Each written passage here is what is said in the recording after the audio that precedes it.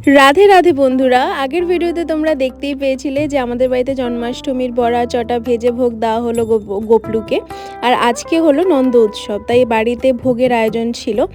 আর আগের দিন আমাদের মাম্মামকে কৃষ্ণ সাজানো হয়েছিল, আর আজকে যেহেতু নন্দ উৎসব তাই ওকে রাধা সাজানো হবে।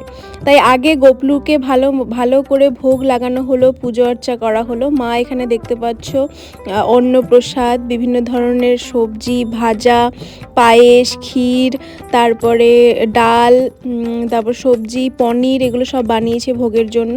সারাদিন সকাল থেকে উঠে বানিয়েছে, আর এখন ভোগ নিবেদন হচ্ছে। তো সকাল থেকে অনেক আড্ডা দিয়েছি, কিন্তু সেগুলো ব্লগ করতে পারিনি, কারণ আমি অতটা কাছে গিয়ে ব্লগ করতে পারবো না। কারণ আমাদের মধ্যে নিয়ম আছে, আর আমিও সেটা মানি যে আমাদের এই পিরিয়ডের অবস্থায় আমি এটা জানি যে এই জিনিসটা খুব একটা এরকম কিছু না যে ধরতে পারবো না, কিছু না, এটা এখন মানা হয় না, বা এটা সৃষ্টির জিনিস একটা, এটাকে এভাবে করে মানা উচিত না।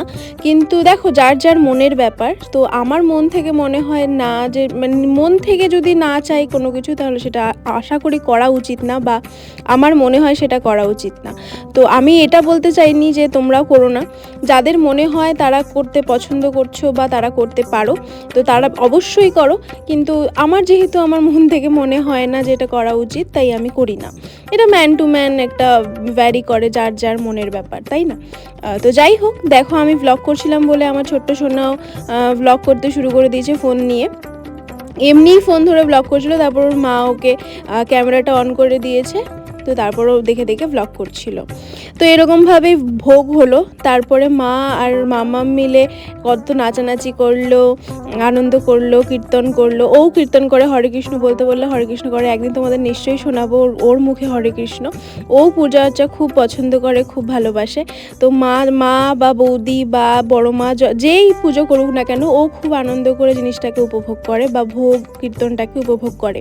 ছোট বাচ্চাদের মধ্যে এই জিনিসটা আমি আর এতটা লক্ষ্য করিনি, কিন্তু ওর মধ্যে এই জিনিসটা খুব আছে। ও মানে পুজো জিনিসটাকে খুব ভালো করে উপভোগ করে। তারপর বাবা আসে, ভোগ দর্শন করে, সবাই, জেঠুরাও আসে, দাদা আসে। দাদা তখন আসেনি, দাদা বিকেলবেলার দিকে এসে, কারণ দাদার স্কুল ছিল। তারপরে শুরু হয়ে যায় মাম্মামকে সাজানো। কি সাজবে তুমি এখন? এখন আমি রাধা সাজবো। মুখটা সোজা কর, জামাতে লাগিয়ে যাবে। এইভাবে থাক, হাতটা পড়ে যাবে।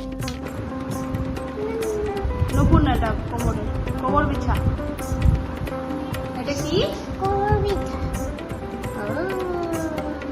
আমাদের রাধা, আমাদের হাত দেখাও, হাত দেখাও। চোখটা ঢাকে রাখো, এরকম এরকম করে রাখো, এরকম দুইটা হাত দিয়ে এরকম করে ঢাকো, এরকম করে। ওগুলো কোথায়? না, এটা তো রাধা। মাথা ওটা, মাথা ওটা।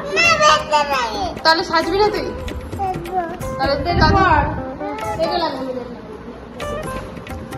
এইটা পড়া, এইটা পড়া, ক্লিপ পড়াবো না, কোথায় এখানটায়? না, দেখ দে, ওর হাতে দে, হাতে দে, দে।